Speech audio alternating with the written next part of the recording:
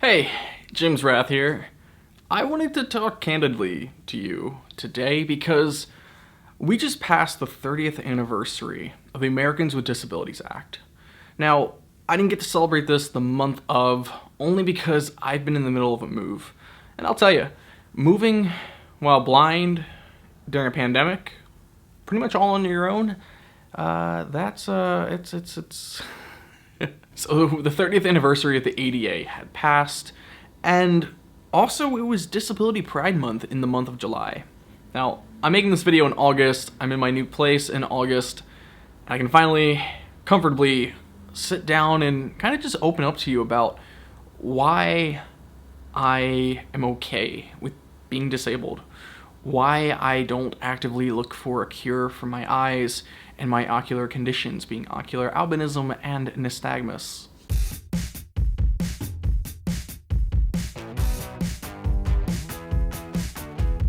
I want to respect, though, that everyone's on a different journey when it comes to living with a disability. Everyone is going through different struggles, and though at some point we can all sort of relate to one another and come together as a community, we're all individually just fighting our own battle, right? Fighting whatever is in front of us. And for many of us, it's just the world that we live in isn't necessarily constructed for us. It's not made for us. And that's why I actively am okay with my disability, because I'm an advocate for accessibility, not an advocate for finding a cure and trying to cure albinism or something like that. It's just not how I roll. But there was a time when I did. There was a time when I wanted to see like everyone else. So what I'm going to share with you today, I've sort of talked about in past videos, but kind of giving sprinkles of my story and why I think the way that I do in various different ways. But for this video, I want to just bring it all together and tell you about my journey with my visual disorders. Having ocular albinism, my condition was congenital. It was something I was born with. When a lot of people think about albinism, they think very pale skin. They often sometimes even think that white people can't have albinism. That's not true. It's just maybe not as visible, perhaps, though that's also not true. It just comes down to what kinds and forms of albinism people get. For myself, I got ocular albinism, not oculocutaneous albinism. That is a mouthful, by the way. Ocular albinism is more heavily affected in the lack of pigment in the eyes, right? I do have a lack of pigment compared to family members, compared to my parents, in my skin and my hair. It's probably the reason why I'm a blonde, but who knows? I may not have been a blonde had it not been for my albinism genes, the mutated genes that I was born with. Ocular albinism is more heavily affected with the eyes. And no, my eyes aren't red. They're kind of a bluish green, sometimes look a little grayish, depending on the light or the day or however angle you look at them. And having ocular albinism, I ended up with another ocular disorder called nystagmus. So I've underdeveloped retinas, and the nerves are not exactly the norm in my eyes, and thus creating this sort of vertigo effect, and I see everything in constant shaking movement, as I've demonstrated multiple times on this channel. People with albinism and nystagmus will see in a variety of ways. It's not going to be the same for everyone, right? Growing up as a kid, I really didn't think much of it. I did go to a camp in the summertime for those who were blind and low vision, and for the most part, I kind of saw like everyone else there. Not exactly like everyone else, because again, blindness being a spectrum, everyone kind of saw it differently or didn't really see at all, maybe besides some light and shadows. But for us, it was just, we got around pretty normally, and we were accommodated because, again, it's a camp for the blind. So I didn't really think twice about it. However, things started changing at my school. Knowing that I had a visual impairment, they would have people come into my classroom, take me out for maybe an hour, a couple hours to be exposed to magnifiers and Practice my reading, which, if there's something you should know about my vision, yeah, even with large print, good luck reading with that. Because again, nystagmus doesn't just affect, not just nystagmus, but ocular albinism and nystagmus don't just affect the eyes and how they see. They're also affecting my nerves and my brain, and thus, if I strain them, if I make them work too hard, I'm going to get headaches, migraines. And this happened a lot in school, and it tired me out so much. Teachers and parents and people just didn't really understand how that worked. They didn't understand that by trying to make me more sighted and use my eyes more, the less that was setting me up for success. I do believe that I should have learned things such as Braille, and I should have been accommodated in different ways, learned how to use a white cane early on, and my mobility skills should have been taught at a much earlier age than middle school and high school. But once again, lack of understanding of how I saw, how it impacted me, and it probably didn't help that I had a brother who also had the same conditions. They knew that his weren't to the same degree as mine, but he was more sighted oriented, and I wasn't. I wasn't set up for success. And that was more in the academic space. But what about the social space? Well, as a young kid, you don't think twice, right? Kids don't really point out differences in each other. I was like friends with anyone, no matter their skin tone or who they were and stuff on the playground. But things start to change when kids are becoming a little bit more self-aware, and it's not always for the better. As approaching the ages of like 10 to 11 and 12, kids start pointing out differences with people in school. It just becomes a thing, right? They start trying to find cliques of the same. They don't try to stand out. There was a lot of great classmates and peers that I had, a lot of people who were supportive, who maybe didn't quite understand it, but were accepting and tolerant. But then I had a couple that weren't. And those ones in particular decided to start bullying me. And this was really my first experience with bullying. You know, we had heard that term before, like, don't bully, and anti-bullying campaigns, but I never really knew what that felt like until it happened to me. And it doesn't feel good, especially like right away. It puts you, it really, it knocks you down. At 11 years old, I was heavily bullied because my eyes shook, because I looked at things differently. I had to wear oftentimes sunglasses, or couldn't stand certain lights, and maybe reacted differently visually to things. So the bullying started for me when I was about 11, and again, I didn't know much different. I didn't know, like, who do I go to? How do I handle this, right? And it just kept happening and happening on the school bus, day in and day out, to the point where I'm just like, I feel terrible.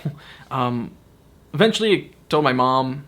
She contacted the school, and they had a stern talking to. But it kept happening, to the point where I did try to take my own life at the age of 11. And that is, looking back, one of the hardest things to process, that someone at that age would try to do such a thing. And unfortunately, due to the influence, and not just, again, feeling lost and isolated, and their depression at the age of 11 leading you down that path, no kid should ever have to experience that. And unfortunately, many do. If you are feeling down, depressed, if you are feeling alone, you're not, first of all. Second of all, if you have felt or have harmed yourself, felt like doing so, or others, there will be resources, and I please encourage you to seek help, seek out someone who can help, because you're not alone. And it's unfortunate that anyone, young or old, has to feel that way, because you shouldn't. Your worth is more than what others are maybe making you feel, and there are people that care about you. And again, please just check out the resources. I'm not a medical professional, but there are out there that would love to help. Yeah. So while I was still healing from my depression and frequently having relapses here and there throughout the age of 12 and 13 and even 14, something I decided to do was approach my parents. And I don't know exactly how they felt about this to this day, but a few months later, after seeking the initial help, I expressed that I wanted to look into any possible treatment, cure, medication, surgery, whatever it was. So we went to my frequent ophthalmologist, and turns out she had began performing an experimental surgery. It wasn't anything that was recommended. It wasn't something that many people even did, but she knew how and was willing to do it. So somehow my parents were convinced a bit that this is what I wanted, and I mean, it's something that I felt like I wanted, right, at the time. And so after getting the surgery, having about a month of recovery, and slowly seeing progress, and literally seeing progress, I still didn't feel fully content with myself. My eyes had slowed down. You could barely see that there was any nystagmus. There still was like a hint of it, but for the most part, the vertigo had been sort of slowed. And I was never going to see 20/20 with this because my retinas are still underdeveloped, and what the surgery set out to do was really try to minimize, if not eliminate, the nystagmus, the consistent shaking of the eyes, the vertigo effect. And it definitely worked for a little bit. What I mean by that is throughout middle school, between the ages, again, of 12 to 14, I could see better. My vision was being tested pretty frequently, and I was seeing about 20/90 at best. They predicted it would go to 20/80, and potentially I'd be able to be at the mark where you could get a license from the state that I was from, which is 20/70. And it was the year right before you take driver's education here in the United States. Then all of a sudden, pretty much overnight, all that progress had gone away. And this happened towards the beginning of my freshman year of high school, my first year of high school. I was about 14. And just like that, I woke up one morning, things were kind of shaking more than usual and were blurrier than usual, and suddenly I realized throughout the day that something's not going right. Towards the end of the week, we had visited my ophthalmologist again. They ran some tests, and yeah, it was exactly what I had sort of feared, and that was that my vision had reverted back to what was considered legally blind, on the spectrum of blindness and non-correctable. And that's about 20/300, at its worst 20/400, and we had talked about doing the surgery again, but it could do some permanent damage to my optic nerves, and felt it was best not to do that. And I got hit sort of hard with having to face the reality that something I was looking forward to doing, taking driver's education, even if it was just a written course, wasn't going to happen. And I sort of had to come to terms that this might strip me of future independence. It was tough. It was something that was really hard to sort of swallow, that I am not going to be considered sighted Like, progress I had from learning how to read and things like that, and being able to see the chalkboard, which that I don't even know how you say people do that. Like, I look up at the chalkboard and it's just a big old blur of, I don't even know. It's just a big old blur. But I've come to realize, at least, that there's a reason why I don't see the way that everyone else does. And I think I had to kind of go through that. I had to lose the progress that was made from that surgery in order for me to really realize that I was probably born this way for a reason. I mean, if you know anything about me, I am relatively optimistic. Back then, maybe not as much. I had, again, gone through some pretty dark stuff and was in a pretty dark place mentally for some time between, again, the ages of 11 to even recovering, past 14. Coming to terms with being legally blind didn't happen overnight. It really took until my senior year of high school when I really found light at the end of the tunnel and came to terms that, hey, maybe there's something more here. Maybe there's something greater. And even then, I didn't really find what my purpose was. But I became a little bit more open to finding it, a little bit more accepting to the possibilities. Throughout all this time, I just wanted to make movies, just wanted to be a filmmaker. And as I became an adult, I learned of a community on YouTube just by making videos about people asking, hey, why are your eyes moving? And opening up a little bit about that.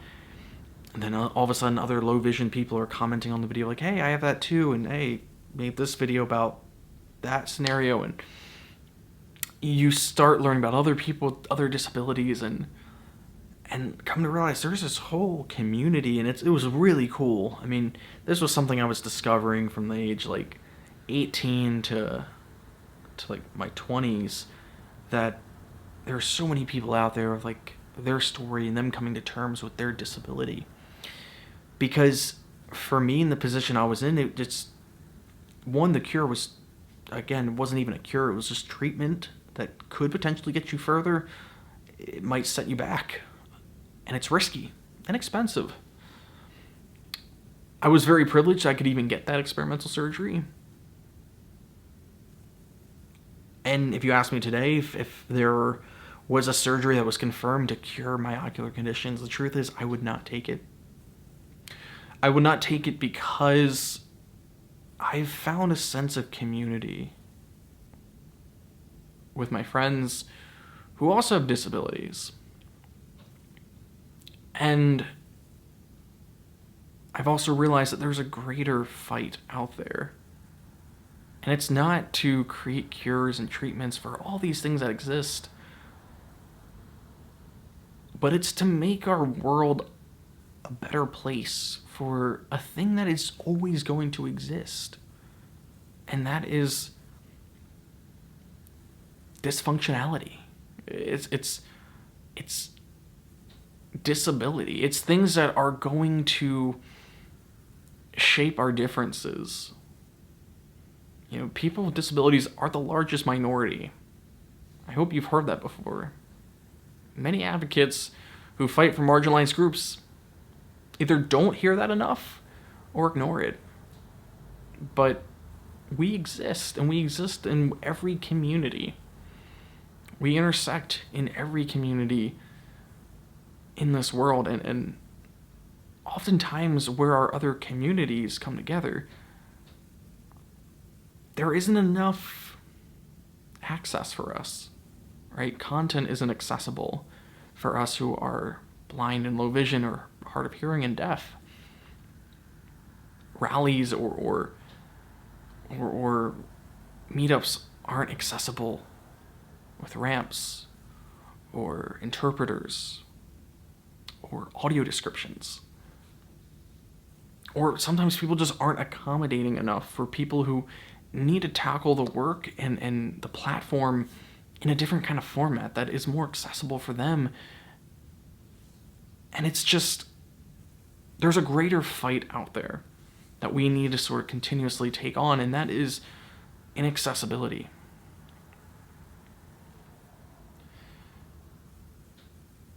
Not everyone is going to be able to even have a cure or treatment. And those who do, well, it's only for some, for few.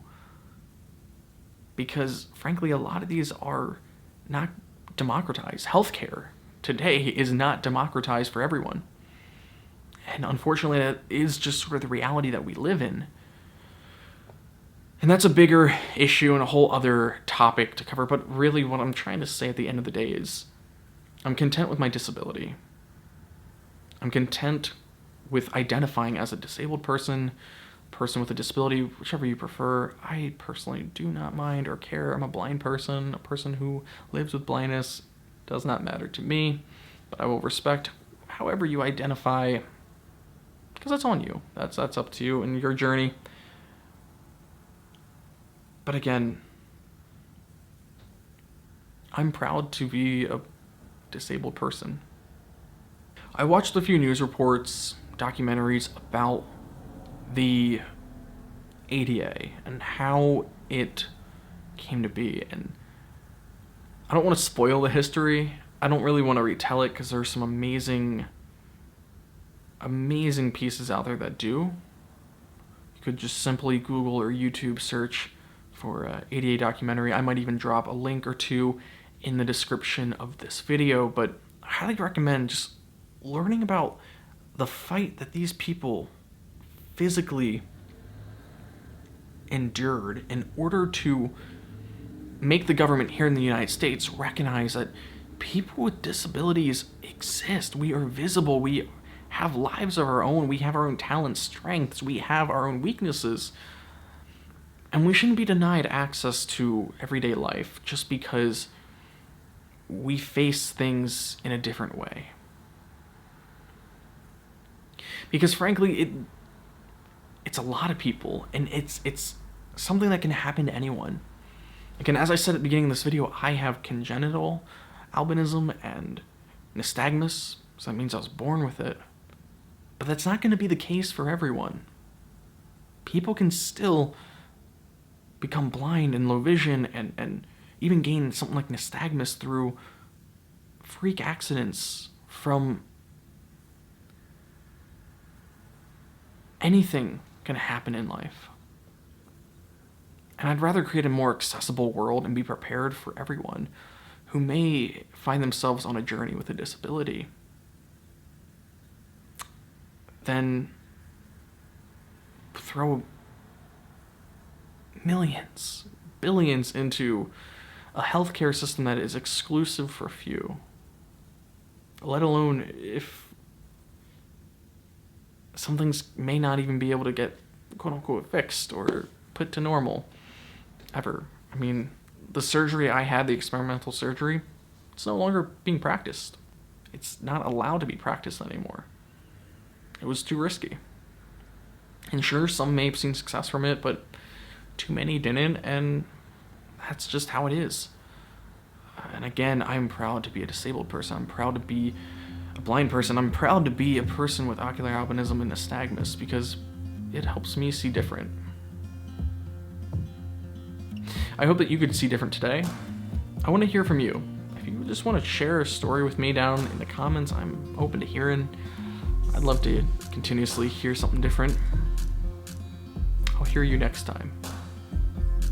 Bye.